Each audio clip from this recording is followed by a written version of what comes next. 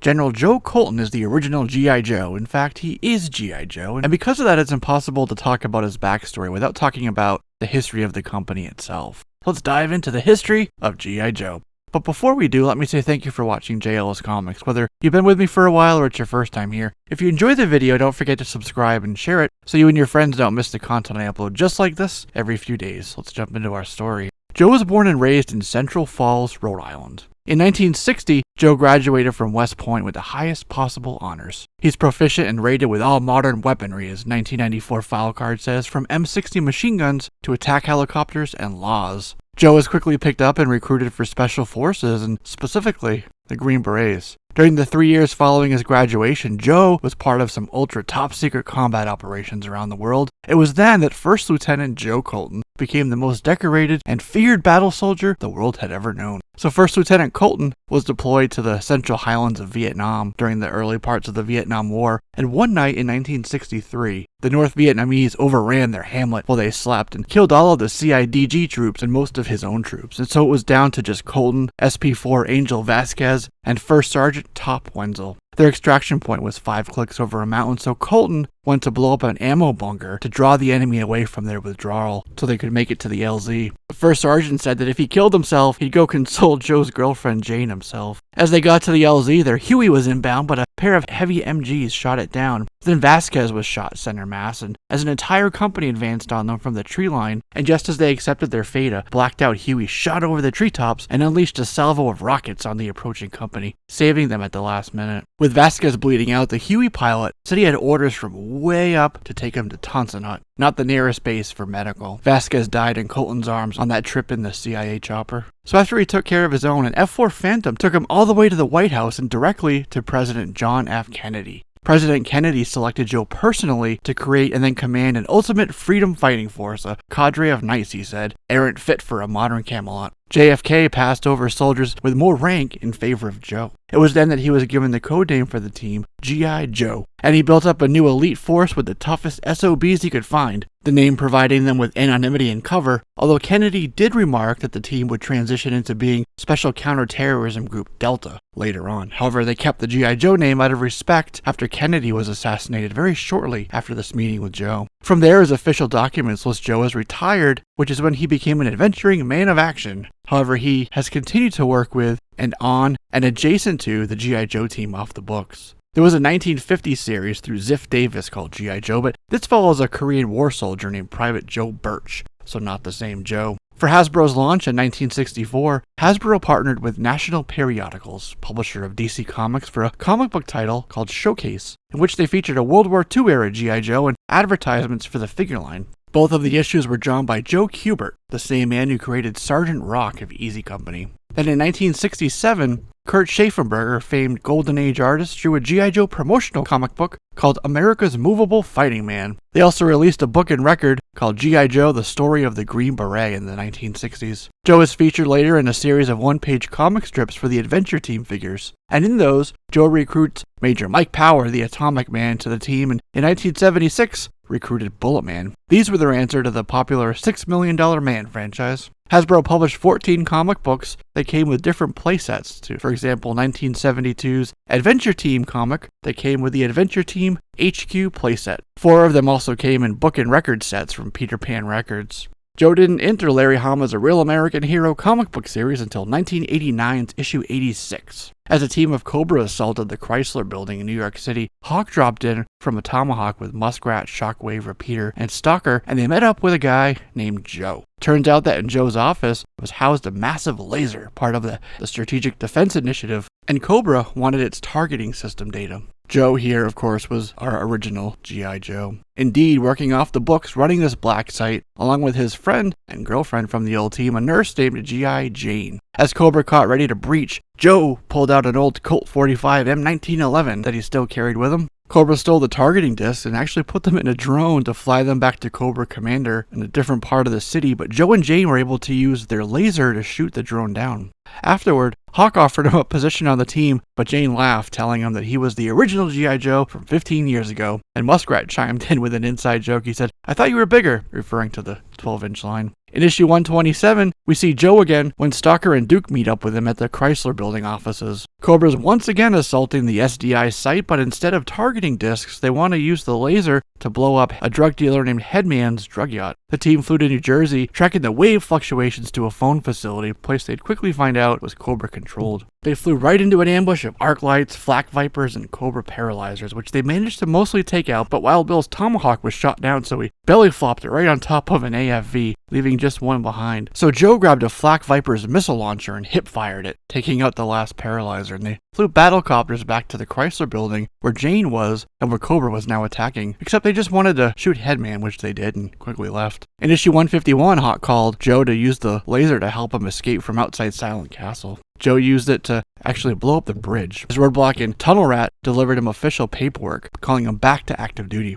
In the next issue, Joe, minus the beard, went back to McGuire Air Base, where he regaled Ace from the back of an X-16 Ghost Striker with the story of when he and his team were overrun in Vietnam, the mission that led to his first meeting with President Kennedy. We see him next in issue 167, where he's talking with Mainframe, still at the Chrysler Building. Earthquakes in the Ring of Fire had shifted the Earth's axis enough so that the laser wasn't able to properly bounce off the orbital reflector satellites. Mainframe was there to help him recalibrate it. And this is while Firefly plotted a mission on the skyscraper with crystal balls, hypno powers, and a handful of night creepers. Mainframe, Jane, and Joe raced to fix the laser to provide support to the team stuck up above the Arctic Circle. CB hypnotized agents in the ad agency, which made them think that they were Joe and Jane, and they walked right up to the blast door. But Destro scared off the night creepers' helicopters as Mainframe fired the laser right into the sky. Joe and Jane, quote-unquote, strapped up, he said, for a tete-a-tete with the two remaining Cobra. So they went down to the elevator for a confrontation, and just as the door opened, Firefly fired, and Joe jumped in front of Jane to protect her, taking a round center mass and one in his bicep. His Kevlar protected him, but he cracked a couple ribs and had some arterial bleeding from his arm. Jane intercepted Firefly in the stairwell as Joe and Mainframe discovered a satchel charge and a remote detonator among some tied-up civilians. So Jane took out Firefly and forced CB at gunpoint to turn off the detonator. In issue 200, just as Cobra vacated the facility, Joe and Jane landed at nearby Pierre Lovett Airfield, which just so happens that it had a tunnel back to the pit. Joe said he was in charge of the original iteration of the pit that the next pit was built on top of. Yes, an ultra top secret base below another top secret base. So they took their Humvees, APCs, and Mean Dog a very wide tunnel and into the pit by way of a secret entrance in the hangar wall.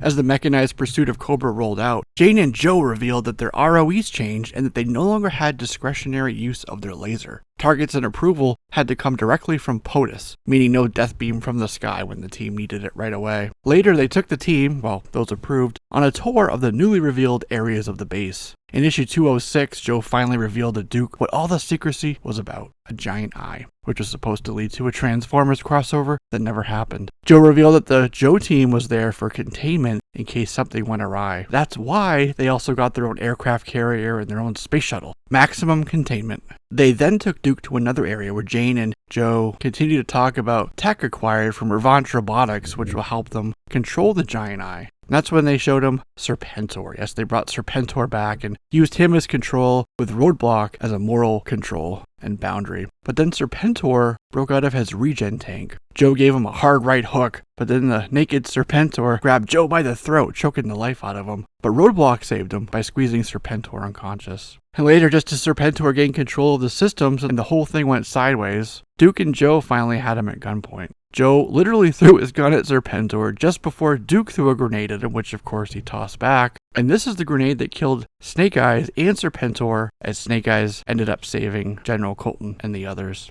In the letters page in issue 226, Hama revealed that yes, there's another Colton running around. Major Joe Colton Jr. is an Ivy League professor teaching Oriental philosophy. And Major Colton is also a DoD consultant. For issue 268, Joe and Jane were back to their Midtown Manhattan skyscraper office where they used the laser to take out a Night Raven, even as they tracked the flight, looking for the captured Sean Collins. But as they were recalibrating for surveillance over Springfield, a Cobra Stiletto took out the satellite, and Jane said she needed a week with the tech team to get a replacement up, to which Joe replied with consternation, "You've got 1 day." So Joe showed up in issue 271, touching down in a Tomahawk at the pit as 2 buses left full of G.I. Joes headed for Springfield. He had the replacement satellite with him and needed the Defiant shuttle to put it up in orbit. And that's how we leave General Joe Colton, as we are right in the middle of this massive snake hunt event in the summer of 2020. For non-Homoverse, aka non-canon stories, Joe came out of retirement in Devil's Due's reinstatement to lead the Joe team after Cobra Commander shot Hawk in the back and paralyzed him.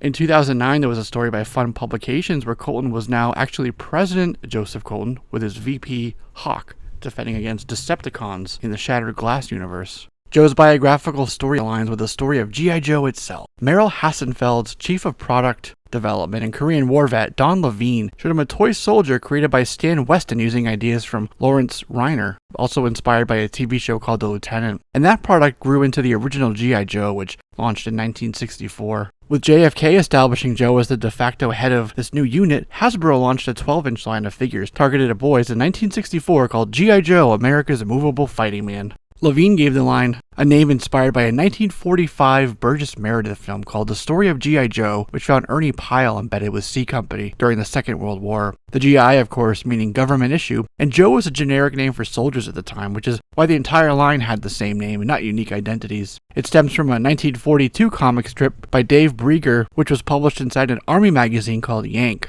2 years later, a radio drama called They Call Me Joe was broadcast, with each episode featuring a different GI, all with the name Joe. As the Vietnam raged on and war toy free zones became in vogue, the line transitioned from a war-focused G.I. Joe to that of an adventurer. And at the start of the 1970s, the line became G.I. Joe Adventure Team. Palitoy, Hasbro's UK licensee, even flocked the figures, further separating them from their war predecessors. Those were released in the UK as Action Man, followed by Action Force. Oh, and they also had that famous Kung Fu grip. The 12-inch line lasted until 1976, but it wasn't for lack of popularity, although the sales did dip. It was, of all things, a global oil crisis that made manufacturing a 12-inch line cost prohibitive, not only for the oil and gasoline required in shipping and distribution, but also due to the rising cost of plastic and other raw materials used to actually manufacture the figures. They ended the 12-inch line and for a year released an 8.5-inch Super Joe, not only due to the oil crisis, but to compete with Mego, who is now making a popular line of superhero figures. Luckily, Hasbro licensed out internationally. For example, starting in 1977, the very next year after the line ended in the US,